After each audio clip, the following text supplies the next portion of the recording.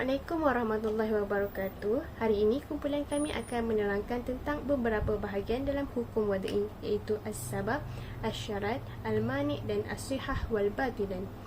Bahagian hukum wada'i yang pertama ialah as-sabab. Saya akan menerangkan maksud as-sabab dari segi bahasa dan juga istilah.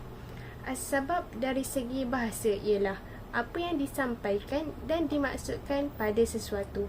Seterusnya, as-sabab dari segi bahasa menurut pendapat ulama usul fiqh ialah sesuatu huraian yang jelas yang dijadikan asas untuk mencipta sesuatu hukum ataupun petunjuk kepada sesuatu hukum, atau setiap sesuatu yang dijadikan Allah kewujudannya sebagai satu tanda.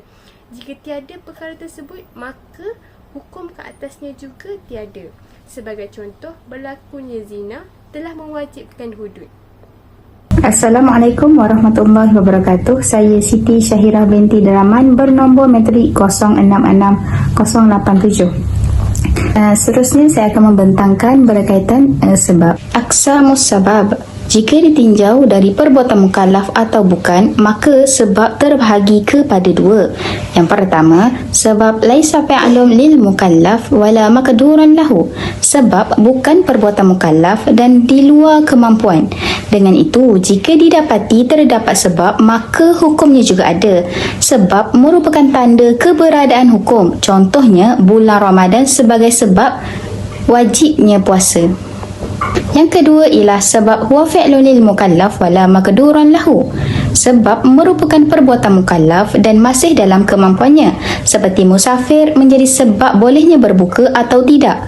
Bahagian sebab ini boleh diteliti dengan dua hal. Yang pertama, iktibar fi'lun lil mukallaf, iaitu menganggap sebagai perbuatan mukallaf. Ini termasuk dalam seruan taklifi. Yang kedua, iktibar ma rattibu alaihi syara' min ahkamul ukhra, iaitu menganggap keberadaan dimunculkan perbuatan syariat berupa hukum lain sehingga tergolong dari bahagian hukum wada'i.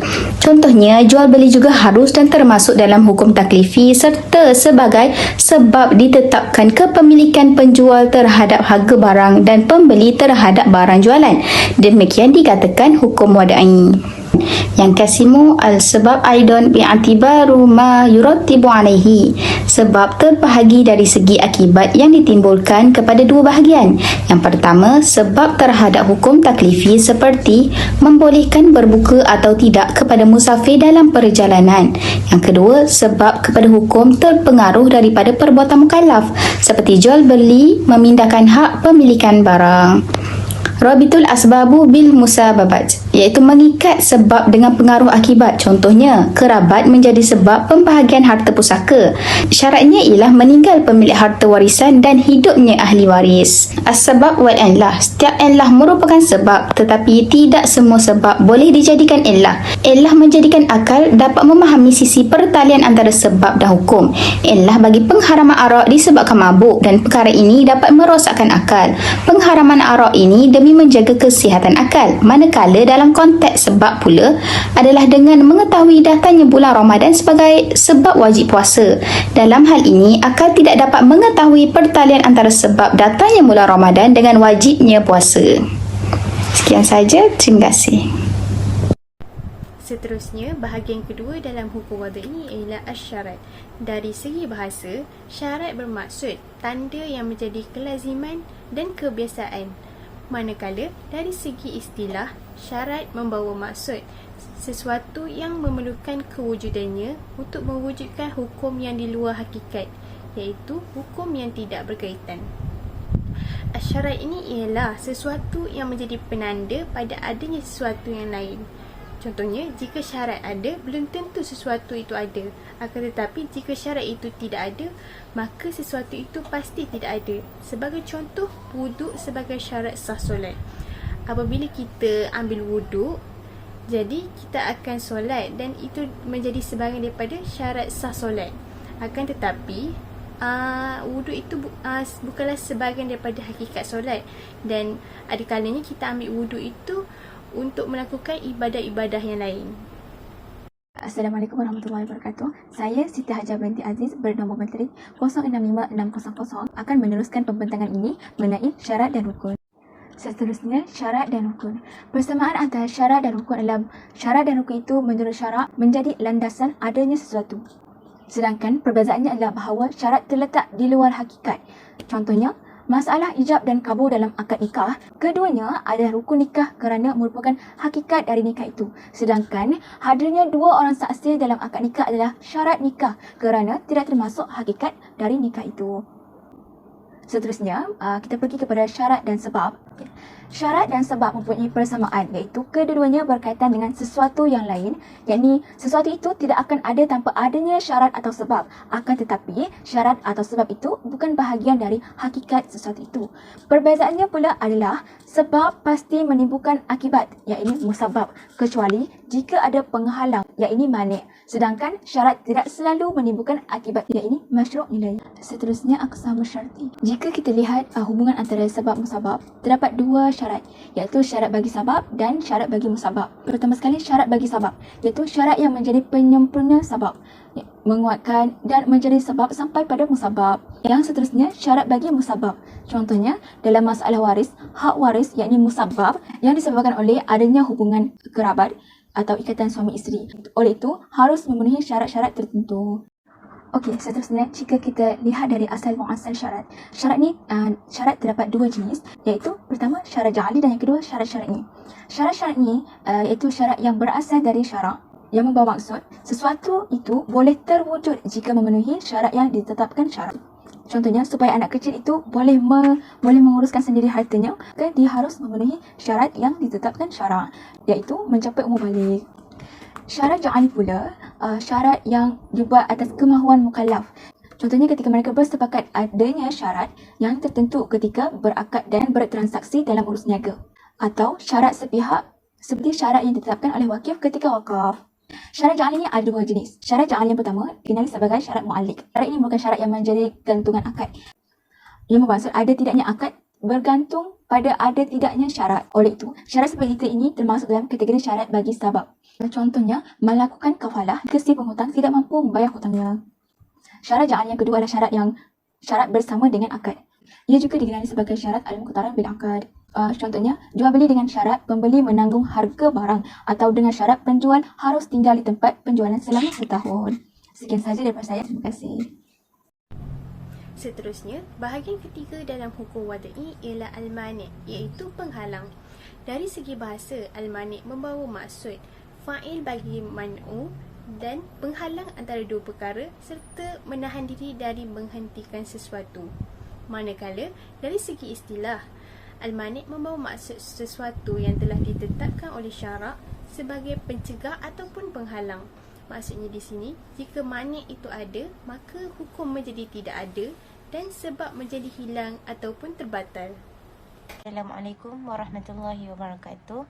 Nama saya Nurul Fatin binti Ruslan, bernombor matrik 068058. Jadi, saya akan menerangkan tentang jenis-jenis mani'. Okey, seperti yang kita tahu, mani' ni dia terbahagi kepada dua, mani' hukum dan juga mani' sebab. Yang di mananya hukum jadi tak ada dan sebab jadi hilang atau terbatal sebab adanya mani' itu. Okey, saya jelaskan tentang mani' hukum. Sesuatu yang jadi pencegah kepada hukum tu, tapi sebabkan sesuatu tu ada hukum, jadi tak ada mani' ke atas dia. Okey, itu yang kita panggil sebagai mani' hukum. Yang kedua adalah mani' sebab. Mani' sebab ni adalah sesuatu yang mempengaruhi sebab-sebabnya, yang membuatkan sebab itu tidak berlaku dan menghalangi sebab untuk sampai pada musabab. Sebabkan mani' tersebut mengandungi pengertian yang bertentangan dengan hikmah sebab. Okey, jadi secara kesimpulannya, mukallaf ni boleh sengaja buat mani' ni terhindar daripada hukum syar'i sebab dia termasuk dalam hail. Hail ni maksudnya dia cari alasan untuk menghindari hukum. Syariat Islam bukan dah larang hail dengan berlaku hal ni sebab dia berdosa. Contohnya, seseorang yang menghibahkan sebahagian harta kepada isterinya pada saat haul hartanya tak mencapai nisab zakat. Kemudian masa haul ni pula dia minta isteri dia untuk kembalikan balik biar dia hindar daripada kewajipannya zakat. Jadi sebab itulah mukallaf ni tak boleh sesengaja ni buat manik ni, sebab manik ni pun terjadi sesuatu disebabkan syariat. Okey, contoh bagi manik hukum ni, kita tahulah kan, manik hukum ni kan dia buatkan sesuatu hukum ni terhalang untuk diterapkan. Okey, sebabkan manik ni dia menyimpan makna yang kabur dan menyimpan hikmah hukum. Okey, contoh kat sini status sebagai ayah. Okey, seperti kita tahu, ayah ni kan dia jadi penghalang pada seseorang tu dihukum qisas walaupun dia dah bunuh anak dia secara sengaja dengan sedar. Dia cuma dikenakan hukuman lebih ringan, iaitu diat. Hikmah dari hukum qisas ni pun kita tahu kan, dia mencegah dengan menghalang daripada pembunuhan. Sedangkan yang kita tahu sifat seorang ayah ni kan dia penyayang, dia simpati dekat anak dia. Lepas tu secara tak langsung sifat ni dia halang ayah, seorang ayah ni daripada dikenakan hukuman qisas. Okay, sebab itulah juga seseorang tidak akan membunuh anak kandung dia dengan tujuan, dengan hikmah. Oleh sebab itulah kalau ayah dia ni tetap kena jatuhkan hukuman qisas sebabkan bunuh anak dia, dia jadi bertentangan dengan tujuan hikmah berlakunya qisas ni. Sebab seseorang kan takkan bunuh anak kandungnya sendiri dengan sengaja, yang boleh jadi alasan berlakunya qisas ni. Sebab kita tahu kan, kalau ayah bunuh anak dia kan kadang-kadang untuk menasihati dia. Jadi sebab itulah jadinya pengecualian. Dan kita pun tahu adalah ayah adalah sebab adanya kehidupan anak. Oleh sebab itulah anak ni tak boleh jadi sebab kematian ayah dia. Untuk contoh manik sebab pula, yang kita tahu manik sebab ni dia bertentangan dengan hikmah sebab. Contohnya hutang yang dia mengurangi nisbah harta pada masalah zakat lah kan. Nisbah ni kan sebab wajibnya zakat. Sebabkan orang yang memiliki harta ni dia dah capai nisbah yang dianggap macam cukup lah, macam pengen kaya, lepas tu dah mampu tolong orang yang lagi susah, dia buat adanya hutang ni, dia buat makna yang dia kaya, yang buat makna macam dia dah tak perlukan dah zakat. Tapi sebabkan kita tahu zakat ni kan wajib, jadi walaupun orang tu dia memiliki harta yang cukup ke apa, dia tetap kena bayar zakat. Sebab itulah dia panggil manik sebab. Jadi makna nisab tu jadi hilang sebabkan adanya hukum zakat tu wajib. Bahagian yang keempat ialah sah dan batal. Sah dan batal membawa maksud perbuatan seorang mukallaf yang memenuhi syarat dan rukunnya, maka syarak telah menghukumkan sah. Sebaliknya, jika tidak dipenuhi, maka syarak menghukumkan tidak sah ataupun batal. Sah di sini membawa maksud perbuatan itu bertepatan syarak. Jika perbuatan itu ialah ibadah, maka seorang mukallaf tidak mempunyai tanggungan lagi setelah dia melakukannya. Sebagai contoh, melakukan solat mengikut rukun dan juga syaratnya, maka mukallaf tersebut terlepas dari kewajipan solat itu, tetapi hanya satu solat itu sahaja. Manakala batal membawa maksud tidak ada akibat hukum yang timbul akibat perbuatan itu, kerana akibat dari hukum hanya terjadi jika kita telah memenuhi rukun dan juga syarat yang ditetapkan. Jika perbuatan itu merupakan ibadah, maka mukallaf itu belum terbebas daripada tanggungan sekalipun dia telah melaksanakan ibadah tersebut. Adakah sah dan batal termasuk dalam pembahagian hukum wad'i? Ulama usul berbeza pendapat. Sebahagian berpendapat bahawa sah dan batal termasuk dalam pembahagian hukum taklifi. Mereka beralasan bahawa sah adalah merujuk kepada sesuatu yang boleh mendatangkan manfaat dan batal merujuk kepada sesuatu yang tidak memberikan manfaat. Contohnya dalam jual beli. Jual beli dikira sah sekiranya mendatangkan manfaat. Alasan tersebut ditolak oleh sebahagian ulama kerana sebenarnya di dalam jual beli terdapat khiyar. Ulama usul yang lain berpendapat bahawa sah dan batal merupakan sebahagian daripada hukum wad'i kerana sah dikira perbuatan yang memenuhi rukun dan syarat, manakala batal pula adalah perbuatan yang tidak memenuhi rukun dan syarat. Batal dan fasad. Menurut jumhur ulama, batal dan fasad mempunyai satu makna. Contohnya, jual beli, orang gila dan bangkai. Jual beli tersebut merupakan jual beli yang batal kerana tidak memenuhi rukun-rukunnya. Yang kedua adalah mazhab Hanafi.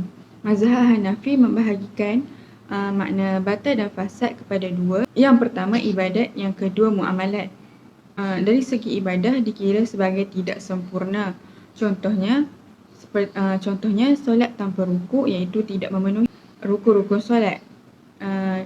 Contoh yang kedua, solat tanpa wuduk, iaitu tidak memenuhi syarat untuk solat. Maknanya di sini batal dan fasad membawa satu makna dalam hal ibadah.